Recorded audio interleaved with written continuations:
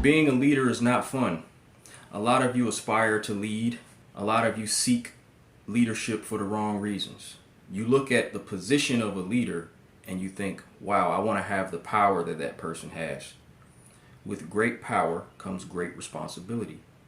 And your power should be determined on your capabilities to lead people. Some people just have a certain thing that puts them in that position. I never dreamed of being a leader. I'm naturally a very shy person. I just happen to have a certain type of energy and a gift, a many gifts that put me in leadership position throughout my life. I have had to embrace it. It's something that I've actually dodged. I never wanted to be famous. I never wanted to be the center of attention. I always shied away from that. But time and time again throughout my life, I'm put in that position. Why? Because I'm a natural born leader. When you have that, it's something that you have to walk in. Everybody's on the planet to live the life that they want to live. You come into this world with, your number one obligation in making yourself happy. We all have personal desires, things that we want out of life so that we can live a happy life. When you are a leader, you have to sacrifice those desires. You have to sacrifice your own happiness. That's what makes you a great leader. You have to be more connected with the betterment of the collective than yourself. So in being in that position, it's going to require a lot of giving, and a lot of that giving is not going to be fully appreciated. You have to be okay with that. It's not going to always be met with the same energy back. And you're going to have to face a lot of different personalities. Depending on your vision, you might have to deal with a certain number of people. If you have a big vision, you'll have to deal with a big amount of people. I happen to have a big vision and big purpose in my life.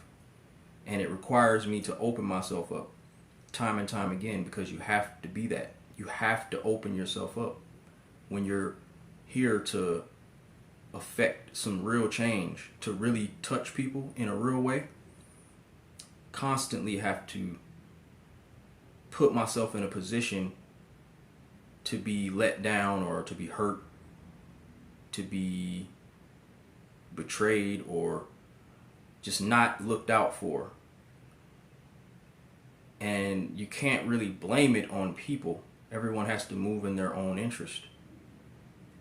But what leadership will teach you is how to be selfless, how to live life outside of yourself. So it's like you have to stand on who you are, and you have to be able to confront and look anybody in the eye and be who you are as a leader. But at the same time, it's like you still are a human. You are still flawed, and you will be hurt. And you can never move from that personal place. No matter how bad it may get between you and anybody, your decision making can never be affected by how you feel. And that's one of the most difficult parts of being a leader, is learning that. Learning how to put your feelings aside and just make the right decision for the collective, even if it kills you every fucking day.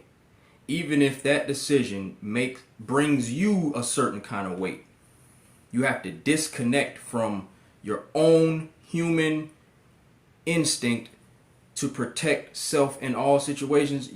It's like you protect yourself, but in order to lead effectively, you cannot be safe. You can't be too self-serving.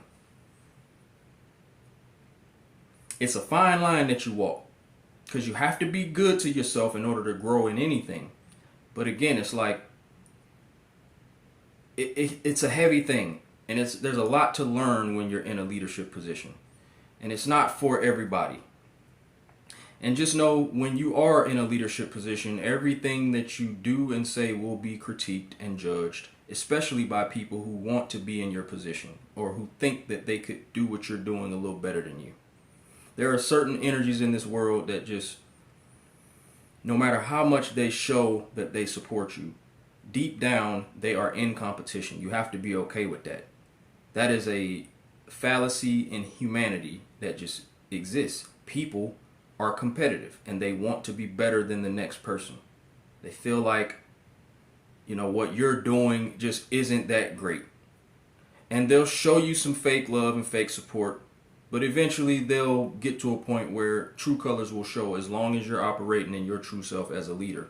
That's the important part of having a backbone. I didn't always have a backbone, so it was hard for me to gauge who was for me and who wasn't, and I was too scared to voice my true stance. But in voicing your true stance, that is when everybody will reveal who they are. And that's how you build the right team around you. You have to have people who genuinely understand that you're there for the vision. You're not there for the personal back and forths. You're not there for the war, no matter how much they try to make it into that. You have to fight for the vision more than you fight other people. And the only time I ever find myself at odds with anybody is when they bring that energy my way. When I see that there's an energy there that is competing with me, I have to stand firm in my position. This looks different depending on who it is. I've gotten to the point now where people just don't want to talk to me anymore. It gets to a point where I get blocked. Not because I did anything wrong to them, but because they just can't face the truth that I bring to them. When you get to that point, that's when you know you're ready. When you can directly confront anybody and stand on who it is that you are, and when you require that type of sincerity from the people around you, that's when you know you're ready to lead for real, for real. Because it's not about being friendly all the time and just making peace. A lot of times the peace will come after the friction. You don't truly know who's in front of you until you go through some type of confrontation. And I've learned this through leading so many different communities. So again, don't aspire to be a leader if that's not what it is you're here to do. And you'll know if you're a leader because you'll find yourself in that position without trying. Whatever is for you is not going to come hard. It's going to come easy. Whatever comes easy to you, that's your gift. You have to walk in that. You have to accept that this is the path that you have to walk. And when it's truly the path that you walk, you will embrace all the imperfections that come with that. So no matter what I go through as a leader, no matter how many times I have to sacrifice myself, my own desires, no matter how many L's I have to take, because there is no perfect path. You're going to have to be hurt. You're going to have to take L's. You're going to have to mess up sometimes. And you have to take everything on the chin. You have to allow people to show you who they are. And the more I allow people to show me who they are, I'm just learning more and more about all types of people and their different agendas and how they switch. I'm learning the flaws in humanity. You have to know what's wrong in order to fix things. And there's a lot that needs to be fixed. Leaders are here to solve issues, to make life better for their people. And that's all I want to do. And if that's not your goal as a leader, you're not a true leader. There's a lot of fake, false leaders that are here for self and their own improvement. Meanwhile, they're looking at their people suffer and not trying to do anything about it. You're not a leader. Do something else.